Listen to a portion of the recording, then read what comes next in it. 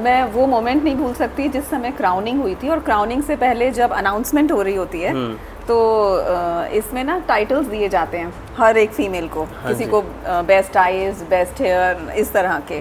तो मैं तो एक्सपेक्ट करी थी, वी वर 29 कंटेस्टेंट्स, तो मैं एक्सपेक्ट करी थी शायद आईज पे, स्माइल पे, इस पे किसी पे मुझे मिल जाएगा, पर सारे टाइटल्स जाते जा रहे थे, सब टाइटल्स, और हार्ट बीट बढ़ती जा रही थी, और मुझे लगा यहाँ कोई चांस नहीं है, क्योंकि ऑलरेडी सारे टाइटल्स तो सबको मिल गए, और मेन टाइटल तो मैंने सोचा ही नहीं था, मतलब it was out of question, क्योंकि मुझे आई डोंट नो, बट मुझे अपने से ज़्यादा वहाँ बहुत लोग दिख रहे थे कि मैं शायद अपने आप को कुछ कम फील कर रही थी। हो नहीं, लेकिन वो एक्चुअली शायद हम अपना अंडर एस्टिमेट अपने आप को अंडर एस्टिमेट कर लेते हैं। सबका डिफरेंट अपना माइंडसेट होता है ना, तो मैं हमेशा शायद दूसरों को आगे रख लेती हूँ, रख लेती थी, वो कॉन्फिडेंस की कमी कह सकते हैं उस वक्त। अब नहीं है। अब नहीं है। तो फिर उसके बाद एक पॉज के बाद फिर वो जब विनर अनाउंस करते हैं तो मेरा नाम अनाउंस हुआ। Great.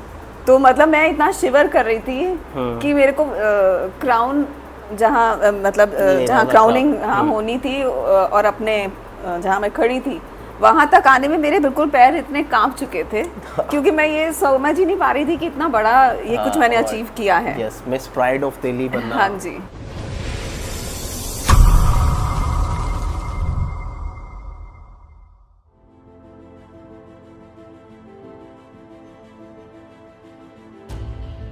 Hello and welcome back to yet another episode of beyond reality with Bharat Sadana. और आज मेरे साथ हैं एक successful model, actor, a motivational speaker and a mother of 2। आइए जानते हैं निधि बख्शी जी से कि उनका करियर कहाँ से स्टार्ट हुआ और कैसे वो इस मुकाम तक पहुंची। हाय निधि, कैसे हैं आप? हेलो, बहुत बढ़िया।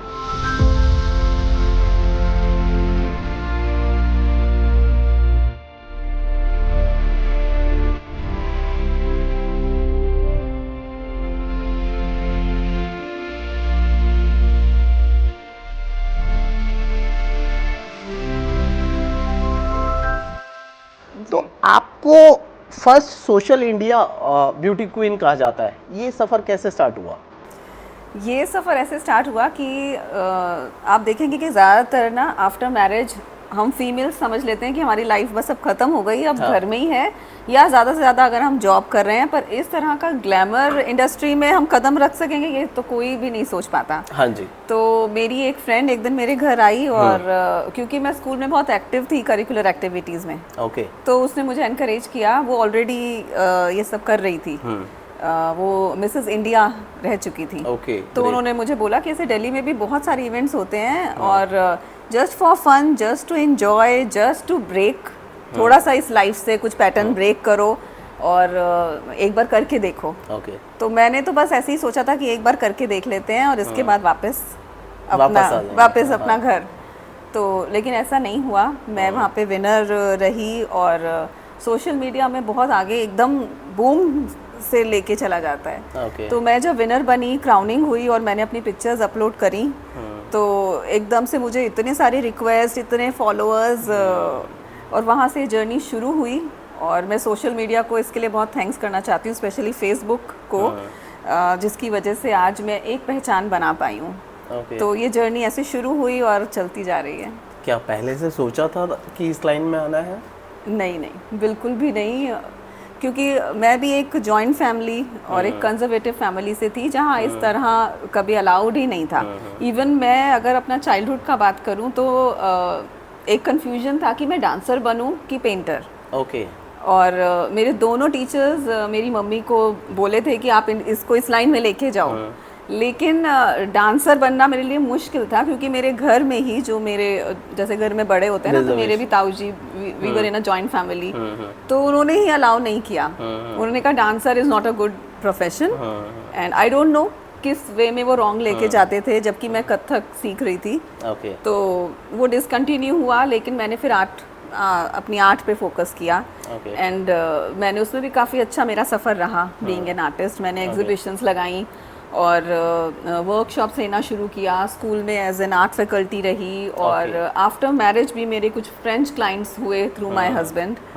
तो एज अ पेंटर भी मैंने किया, लेकिन एकदम से होता है ना कि लाइफ कई बार आपको एक टर्निंग पॉइंट आता है आपकी लाइफ में, तो शायद वो मेरा टर्निंग पॉइंट था, और from a painter to actor artist मैं इस ग्लैमर इंडस्ट्री में आ गई। ग्रेट। तो जब आप मिस प्राइड ऑफ दिल्ली बनी, उस समय की कोई यादगार मोमेंट या कोई एक्सपीरियंस जो शेयर करना चाहें? मैं वो मोमेंट नहीं भूल सकती जिस समय क्राउनिंग हुई थी, और क्राउनिंग से पहले जब अनाउंसमेंट हो रही होती है तो इसमें ना टाइटल्स दिए जाते हैं हर एक फीमेल को, किसी को बेस्ट आईज, बेस्ट हेयर, इस तरह के। तो मैं तो एक्सपेक्ट करी थी, वी वर 29 कंटेस्टेंट्स, तो मैं एक्सपेक्ट करी थी शायद आईज पे, स्माइल पे, इस पे किसी पे मुझे मिल जाएगा, पर सारे टाइटल्स जाते जा रहे थे, सब टाइटल्स, और हार्ट बीट बढ़ती जा रही थी, और मुझे लगा यहाँ कोई चांस नहीं है, क्योंकि ऑलरेडी सारे टाइटल से सबको मिल गए, और मेन टाइटल तो मैंने सोचा ही नहीं था। मतलब it was out of question, क्योंकि मुझे आई डोंट नो, बट मुझे अपने से ज़्यादा वहाँ बहुत लोग दिख रहे थे कि मैं शायद अपने आप को कुछ कम फील कर रही थी। हो नहीं, लेकिन वो एक्चुअली शायद हम अपना अंडर एस्टिमेट अपने आप को अंडर एस्टिमेट कर लेते हैं। सबका डिफरेंट अपना माइंडसेट होता है ना, तो मैं हमेशा शायद दूसरों को आगे रख लेती हूँ। रख लेती थी, वो कॉन्फिडेंस की कमी कह सकते हैं उस वक्त। अब नहीं है। अब नहीं है। तो फिर उसके बाद एक पॉज के बाद फिर वो जब विनर अनाउंस करते हैं तो मेरा नाम अनाउंस हुआ। ग्रेट।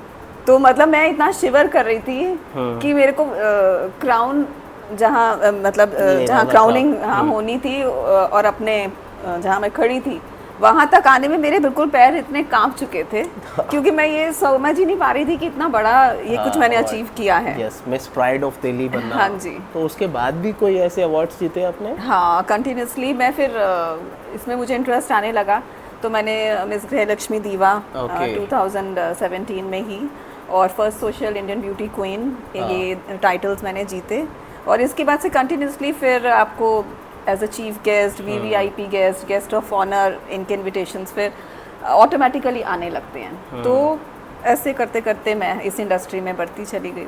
ग्रेट। यार उस अवार्ड में फिर मिस आइस का कौन ले गया? आइस का तो आपका था, आपका बनता था। मैंने तो यही सोचा था, बट वो शायद ओवरऑल देख रहे होंगे। ओवरऑल देख रहे होंगे, ठीक है। तो मॉडलिंग, एक्टिंग और लीडरशिप तीनों अलग दुनिया है, आप बैलेंस कैसे बनाते हैं इसमें? नहीं, मुझे लगता है जब एक कोई क्रिएटिव पर्सनालिटी होती है उसके लिए बैलेंस बनाना आसान होता है। और मैं बचपन से ही एक जैसे होता है ना, एक पेशेंट, एक स्टेबल, इस तरह की रही हूँ, बहुत ज़्यादा एक्साइटेड नहीं। तो जो बैलेंस्ड होते हैं ऑलरेडी, वो मुझे लगता है आराम से चीज़ें को कोप अप कर लेते हैं। हाँ जी। तो निधि जी, आपकी जर्नी में सबसे बड़ा चैलेंज क्या रहा जिसने आपको तोड़ने की कोशिश की, लेकिन आपने और स्ट्रॉन्ग बनकर आंसर दिया? अगर ऐसे चैलेंज तो मैं नहीं कहूँगी, मतलब आई एम ब्लेस्ड कि उस तरह का कोई चैलेंज नहीं लिया, लेकिन मैंने अपनी लाइफ को ना प्लान नहीं किया कभी भी। अपने आप जैसे चीज़ें आती रही मैं वैसे लेती रही। अब जैसे मैंने बताया कि टर्निंग पॉइंट आया कि मेरी फ्रेंड आई, तो मैंने प्लान तो नहीं किया था, मेरे सामने अपने आप कोई आया और उसने मुझे शायद डायरेक्शन दी और मैं इसमें आ गई। फिर मुझे एक्टिंग के लिए प्रपोजल आया। हाँ जी। तो वो मैंने कभी नहीं सोचा था, कभी की नहीं थी, तो बिना प्लानिंग के कोई चीज़ फिर मेरे सामने आ गई। अब ये मेरे ऊपर था कि मैं उसको आगे लेके जाऊं या नहीं लेके जाऊं, और मैंने इसे एक चैलेंज की तरह लिया कि ये भी करके देखते हैं, अगर अपने आप कोई चीज़ आ रही है तो मुझे शायद करके देखनी चाहिए। फिर से ये मेरे लिए कोई साइन है कि मुझे ये भी करना चाहिए। तो अब एक्टिंग में वो चैलेंज था कि वहाँ जाके फर्स्ट टाइम बहुत सारे लोग थे और उनके सामने आपको एक्ट करना था, तो वो मैं कह सकती हूँ कि चैलेंजिंग था। अब जब मैं पीछे, अभी काफ़ी सारे प्रोजेक्ट्स कर लिए हैं एक्टिंग में भी, लेकिन जब मैं पीछे मुड़ के देखती हूँ तो मुझे लगता है मैंने वो और अच्छा कर सकती थी, मुझे आता नहीं था। हाँ, तो इसी एक्टिंग में बताइए कि आपने कौन सा रिसेंट प्रोजेक्ट कौन सा किया है और क्या प्ले किया है उसमें? रिसेंटली मैंने चाहत प्ले किया है, उसमें लीड है, और चाहत की स्टोरी बहुत ही ज़्यादा मिलती जुलती थी मुझसे, हमारी इवेंट इंडस्ट्री पे ही है कि आफ्टर मैरिज कैसे इसमें फीमेल्स आती हैं और क्या क्या प्रॉब्लम्स वो सफ़र करती हैं और किस किस चीज़ का उन्हें ध्यान रखना चाहिए और कैसे एक फैमिली बॉन्डिंग होती है और इस तरह की स्टोरी है। तो मुझे करने में भी बहुत मज़ा आया था और लोगों ने पसंद भी बहुत की है। जहाँ पे भी जा रही हूँ तो अप्रिसिएशन मिल रहा है, नॉट ओनली माई एक्टिंग लेकिन स्टोरी पर भी लोग बहुत अप्रिशिएट कर रहे हैं। कहाँ देखने को मिल सकती है हमारे व्यूअर्स को? ये आप हंगामा OTT प्ले पे, हंगामा प्ले पे आप देख सकते हैं। अगर कई बार होता है ना कि हंगामा प्ले आपके पास नहीं है तब ये YouTube पर भी अवेलेबल है। फेमस प्रोडक्शंस चैनल है, वहाँ पर आप इसे देख सकते हैं। ओके तो ये फेमस गैंग ऑफिशियल की टीम लीडर होने के नाते आपके लीडरशिप के क्या प्रिंसिपल्स हैं? ये करते क्या है famous gang official? Famous gang एक प्रोडक्शन हाउस है और राजीव इलवादी जी इसको ऑर्गेनाइजर हैं, इसके डायरेक्टर हैं। और बीइंग द लीडर मुझे जो मेन इनका पार्ट मैं प्ले कर रही हूँ वो है प्रमोशनल इनकी एक्टिविटीज़ करना। तो प्रमोशंस में इनको हेल्प करना और जो भी आगे इनको ज्वाइन करते हैं उनको वर्कशॉप्स दे रहे हैं हम एक्टिंग की, तो उसमें भी मैं एक मेन रोल प्ले करती हूँ उनको वर्कशॉप्स देने का। तो इस तरह से बीइंग अ लीडर सबको एक साथ लेके चलना, हमको जैसे ग्रुप्स बना दिए जाते हैं तो यही मेरा वहाँ पे काम है कि अपने उस प्रोडक्शन हाउस में उनको हेल्प आउट करना, सपोर्ट करना। और क्या इनके प्रोजेक्ट्स आने वाले हैं? चाहत भी इन्हीं का प्रोजेक्ट है। और इनका एक बहुत ही अच्छा अपकमिंग प्रोजेक्ट है, वो है राहुल रॉय के साथ हमारा एक सॉन्ग ड्रीम गर्ल। तो वो मच अवेटेड प्रोजेक्ट है। हाँ जी। और वो भी OTT के लिए ही है। तो ये है एंड चाहत 2 भी आने वाली है जिसके ऑडिशन स्टार्ट होने वाले हैं बहुत जल्दी एंड विद इन 2 months ये प्रोजेक्ट स्टार्ट हो जाएगा and very soon again it will be on the floor. तो अब हम आपको नेक्स्ट शायद बड़े पर्दे पे देखेंगे, वो कब पॉसिबल है? ग्रेट मैम, सोशल मीडिया के ज़माने में ब्यूटी और रियलिटी का क्या कनेक्शन है? आप सोशल वैलिडेशन को कैसे हैंडल करती हैं? सोशल मीडिया का ज़माना है तो जहाँ एप्रिसिएशन होता है वहाँ लोग क्रिटिसाइज़ भी करते हैं। हाँ जी। तो लेकिन मैं दोनों को पॉजिटिव लेती हूँ। अगर कोई मुझे क्रिटिसाइज़ कर रहा है किसी चीज़ पे तो मैं उस पर ध्यान देती हूँ कि क्या मेरे अंदर ही तो कोई कमी नहीं है, या हो सकता है मैं गलत दिख रही हूँ, मैं अच्छी नहीं दिख रही हूँ, तो इसने ऐसा मेरे लिए कोई कमेंट किया है। तो मैं उन चीज़ों को ध्यान रखती हूँ और कोशिश करती हूँ कि अगर कोई चीज़ वाकई लग रही है और है तो उसको आगे ना रिपीट करूँ। हाँ जी।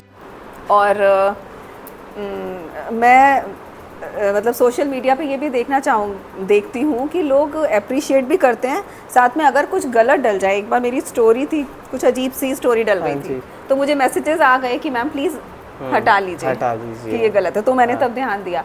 तो सिर्फ लोग क्रिटिसाइज ही नहीं करते, आपको सपोर्ट भी करते हैं, हेल्प भी करते हैं। हाँ तो लेकिन आई गेस आजकल क्रिटिसाइज ज़्यादा करते हैं क्योंकि वेले बैठे हैं क्या करना है। हाँ। अगर क्रिटिसाइज के बारे में बात करूँ तो मैं जो सबसे ज़्यादा क्रिटिसिज्म कभी मैंने झेला वो था, मैंने एक एस्ट्रोटॉक ऐप के लिए मैंने एक्ट किया था। तो उसमें मैं crystal reader, tarot card reader बनी हुई थी। तो उन्होंने जो लुक दिया था वो कुछ अरेबिक लुक था। अच्छा। अब थोड़ा और था यहाँ के लिए। हाँ। तो उस पर मुझे बहुत अजीब कमेंट्स आ रहे थे। हाँ, तो वो मैंने पहली बार ऐसा फेस किया कि जहाँ पे मुझे बहुत अपने आप को बैलेंस बनाना पड़ा, खुद को, अपने माइंड को, कि मैं शायद बिल्कुल रियल लग रही हूँ ना, तभी तो लोग ऐसे कर रहे हैं। वो निधि बख्शी को नहीं कह रहे, वो उस कैरेक्टर को बोल रहे हैं। तो ऐसे इन चीज़ों से आप शायद सीखते ही हैं। तो मैंने वहाँ से सीखा। मतलब मैं थोड़ी कुछ दिनों के लिए मैं कहूँगी कि मैं थोड़ा सा डाउन फील करा मैंने, लेकिन उसके बाद मुझे लगा कि नहीं, मैंने अच्छा रोल प्ले किया है। उसको वो इतना सच समझ रहे हैं कि वो उनको लग रहा है कि कोई रीडर ही इस तरह से कर रहा है और उसके ऊपर वो कमेंट्स कर रहे थे। एक अच्छे एक्टर की शायद निशानी है कि उसमें भी पॉजिटिव ढूंढना और लर्निंग ढूंढना। बिल्कुल। तो ये सही बात है जो आपने की। मेरा अगला क्वेश्चन यही था कि सोशल मीडिया फेम के साथ क्रिटिसिज्म भी लाता है, आप कैसे हैंडल करते हैं उसे? यही जैसे मैंने बताया कि टेम्परेरी फेज था, वो फर्स्ट टाइम था। तो उसके बाद भी एक आध बार कभी हुआ तो फिर अब एक या कह सकते हैं कि आप उस हैबिट में आ जाते हैं कि आपको पता है कि क्या इग्नोर करना है और क्या एक्सेप्ट करना है। ऑफ कोर्स आपने नहीं किया है, लोग उसको ऐसे इस तरह से कमेंट्स में अपने शो कर रहे हैं। और कई बार होता है के कमेंट को देख के दूसरा उस तरह से कमेंट करने लग जाता है, वो देख ही नहीं रहा कि एक्चुअल पोस्ट क्या है या एक्चुअल रियलिटी क्या हुई थी उस सीन के पीछे। वो आपस में ही लग जाते हैं। हाँ, वो आपस में एक दूसरे से बढ़ के कि इससे ज्यादा अच्छा मुझे कमेंट करना है। ये होता है। और क्योंकि अगर आप देखेंगे कि कमेंट्स पे भी लाइक्स मिल रहे होते हैं उन्हें, हाँ जी, तो उनको वो शौक शायद आ जाता है कि हमारे कमेंट को ज्यादा लाइक्स मिल जाएं। ये भी है कि हाँ, और वो शायद अटेंशन सीकर भी हैं कि हाँ शायद बख्शी जी की अटेंशन मिल जाए इसी बहाने। अगर इसी को कंटिन्यू करें सोशल मीडिया में, क्या आपको लगता है यंग जनरेशन अपनी असली सेल्फ खो रही है लाइक्स और फॉलोअर्स के चक्कर में? हाँ, मैं भी कुछ इसको मानती हूँ कि मुझे लगता है कि फेक लाइफ होने लगी है। जैसे पहले फेसबुक को ही फेक बुक कह देते थे, तो मुझे लगता है कि एक्चुअली भी फेक है बहुत सारी चीज़ें। फिल्टर्स सबसे पहले तो हमारे फेक हैं, जो आपकी रियलिटी को कहीं ना कहीं छुपा देते हैं।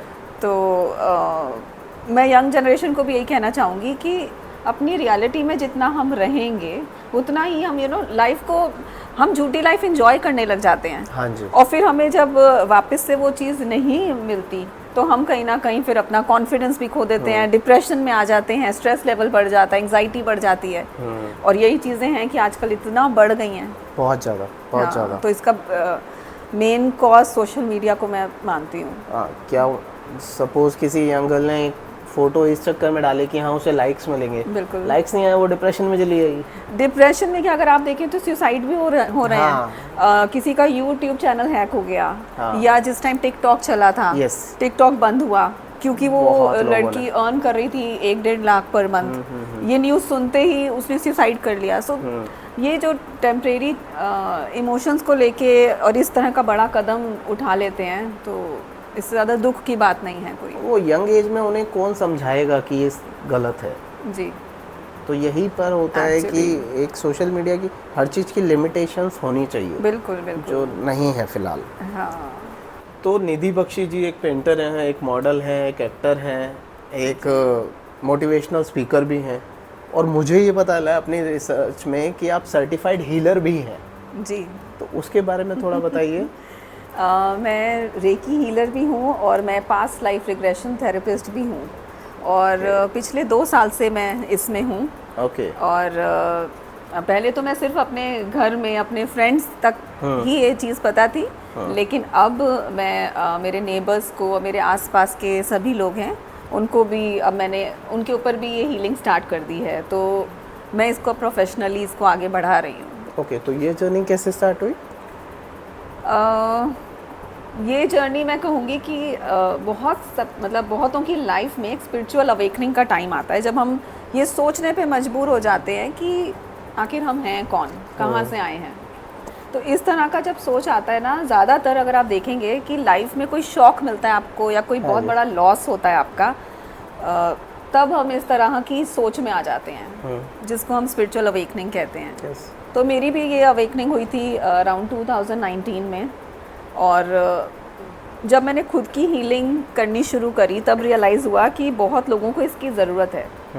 और फिर मैंने इसको प्रैक्टिस किया, और अब मैं लोगों को भी हील कर रही हूँ। और क्योंकि जैसे अभी हम बात करें ना, सोशल मीडिया ही इतना बड़ा कारण है कि एंग्जाइटी, स्ट्रेस बहुत ही आम बात है। बड़ों में तो हम देखने को मिलता ही था, लेकिन आजकल यंग जनरेशन को भी मिल रहा है, और मेरे क्लाइंट्स यंग ज़्यादा हैं। तो मुझे एक सेटिस्फैक्शन भी है, सोल सेटिस्फैक्शन, कि मैं कुछ अच्छा कर पा रही हूँ। और अगेन मैं सोशल मीडिया को, जो कि कहीं गलत है तो कहीं अच्छा भी है, एडवांटेज डिसएडवांटेज दोनों है। बिल्कुल, कि अगर मैंने एक पहचान सोशल मीडिया के थ्रू बनाई है तभी मैं उन लोगों तक पहुंच पा रही हूँ और उनका ट्रस्ट जीत पाई हूँ कि हाँ नहीं मैं आपको हील कर सकती हूँ, या ये चीज़ की आपको प्रॉब्लम है, आगे जाके ये ना हो। तो उस तरह से अब ये जर्नी भी मेरी शुरू हो गई है। ग्रेट। तो रियल लाइफ में अपनी वैल्यू कैसे बनाएं जब दुनिया सिर्फ आउट ऑफ ब्यूटी देखती हो?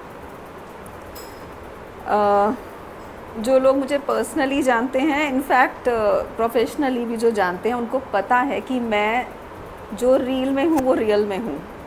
तो आप फेक ना बने, जो जितना आप जिसके बारे में जैसा सोचते हैं उसको वैसा ही उससे बोलें।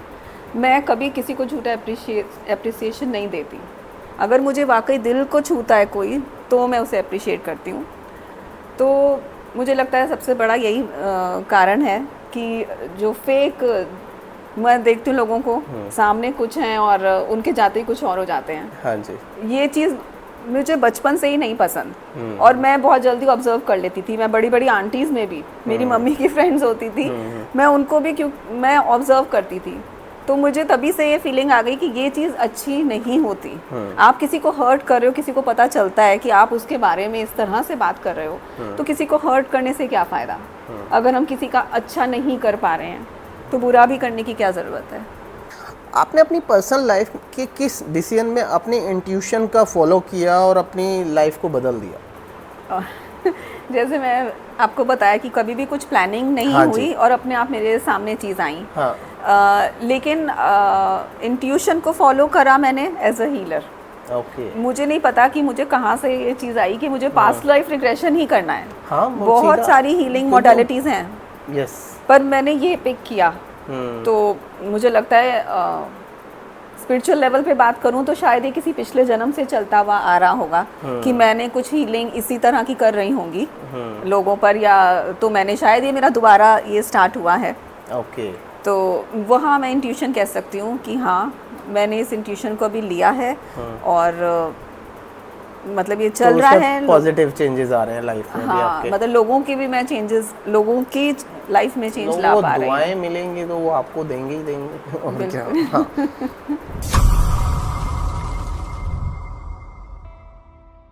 निधि जी, एक हमारा सेगमेंट है आस्क द एक्सपर्ट। इसमें याचना सलूजा जी का ये क्वेश्चन है, आप क्या एडवाइस देंगी उन यंग गर्ल्स को जो मॉडलिंग या एक्टिंग में अपना करियर बनाना चाहती हैं? जो मॉडलिंग और एक्टिंग में अपना करियर बनाना चाहती हैं, एक तो सबसे पहले मैं ये बताना चाहूँगी कि modelling is different from acting. ज़रूरी नहीं है कि आप अगर अच्छे मॉडल हैं तो आप अच्छी एक्टिंग भी कर लें। एक एक्टर अच्छा मॉडल बन सकता है, हाँ जी, बट एक मॉडल एक्टर अच्छा बन जाए ये ज़रूरी नहीं, क्योंकि उसमें आपको आपकी कम्युनिकेशन स्किल्स बहुत मैटर करती हैं बीइंग एन एक्टर। और आप किस तरह से चीज़ों को ऑब्जर्व कर रहे हैं, मेमोराइज कर रहे हैं, ये एक एक्टर की पहचान होती है। बिल्कुल सही बात है। लेकिन मॉडल, उनको सिर्फ अपनी स्टिल पिक्चर्स देनी है, वो एक्सप्रेसिव होने चाहिए, एक्सप्रेशंस में अच्छे होने चाहिए, वो उनका एक लिमिट है। लेकिन बीइंग एन एक्टर ये लिमिटलेस है। तो अगर आप सच में अपने आप को फील करते हैं कि आप दुनिया में सब कुछ कर सकते हैं, तभी आप एक्टिंग में आइए। अदरवाइज मॉडलिंग करना चाहते हैं, मॉडलिंग में कीजिए। उसके लिए भी थोड़ा सा कुछ प्रोफेशनल गाइडेंस ज़रूर लीजिए कि किस तरह से पोजिंग करनी है, अपनी फोटोग्राफ्स कैसे आपकी आती हैं, तो किस तरह से आप अच्छे लगते हैं। तो थोड़ा सा उसको पहले सीख कर फिर इस लाइन में आएँ। तो मैडम, ये तो आपने बता दिया मॉडलिंग, एक्टिंग, लेकिन एक ग्लो कैसे लाएं? आपकी तरह अगर ग्लो चाहिए हो तो वो कैसे आएगा लाइफ में? जैसे आपने पूछा, तो बहुत लोगों को लगता है कि बीइंग एन इन्फ्लुएंसर हम बहुत सारे प्रोडक्ट्स को प्रमोट करते हैं, तो शायद ग्लो का रीज़न यही है कि हम तो रोज़ ही नए नए प्रोडक्ट्स यूज़ कर रहे हैं। हाँ। लेकिन ऐसा नहीं है। असली ग्लो आपके अंदर से आता है। आप जितने अंदर से खुश हैं, जितने अंदर से साफ हैं, जितने अंदर से ऑनेस्ट हैं, वो ही आपका ग्लो ला सकता है। और अगर कर सकें तो मैं तो कहूँगी कि मेडिटेशन करें। मेडिटेशन मतलब है कि खुद अपने अंदर तक जाएं। जितना आप अपने अंदर अपने को पहचानेंगे, अपने अंदर तक जाएंगे, वो ग्लो आपके अंदर से निकलेगा। जितनी आप बाहर पॉजिटिविटी फैलाएंगे, वो ग्लो सीधा यहीं आएगा। सही बात है, सही बात है। So being a creative person, अगर suppose I am from real estate, तो अगर आपको परचेज करना हो घर, तो आप क्या डिसीजन लेंगी या किस तरह का डिसीजन मेकिंग प्रोसेस रहेगा आपका? जब भी मैं कोई घर अगर मुझे लेना पड़े, तो मैं सबसे पहले उसमें देखूंगी कि कितनी बालकनीज हैं, वहाँ से व्यू किस तरह का है, और अंदर, क्योंकि मुझे तो अपनी पेंटिंग्स भी लगानी है, अपना डेकोरेशन भी करना है, तो मेरे पास वॉल की कितनी स्पेस मुझे मिलती है, मेरा पैसेज कितना है, मुझे कितने कॉर्नर्स मिलते हैं। तो ये वाली सारी चीज़ें मैं देखूंगी। और अगर इसके लिए मुझे कुछ अंदर चेंज भी करना पड़े, कहीं कॉर्नर क्रिएट करना पड़े या कहीं वॉल हटानी पड़े, तो मैं उसके लिए मतलब खुद को बिल्कुल फ्री रखती हूँ कि मुझे जैसा चाहिए मैं अपना डेकोरेशन कैसे करूँगी।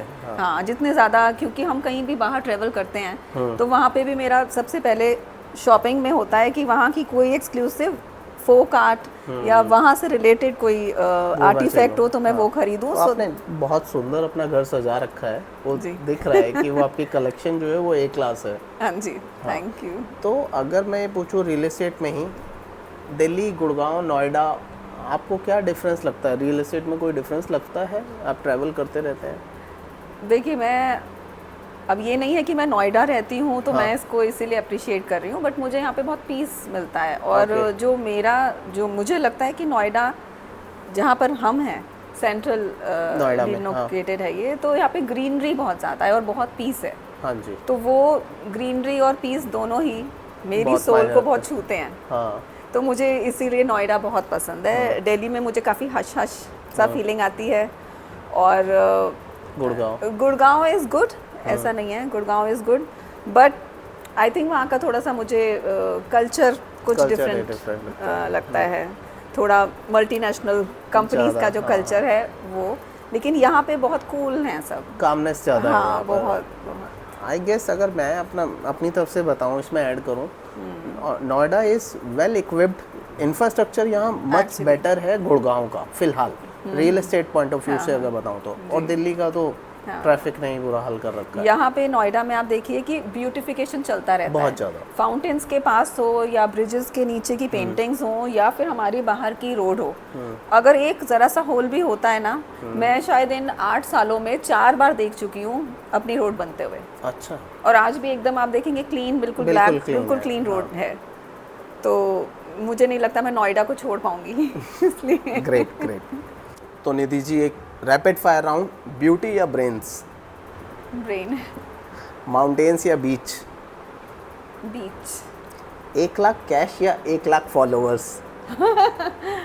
फॉलोअर्स। दिल्ली स्ट्रीट फूड या 5 star fine dining? Delhi street food. फिर भी इतने फिट।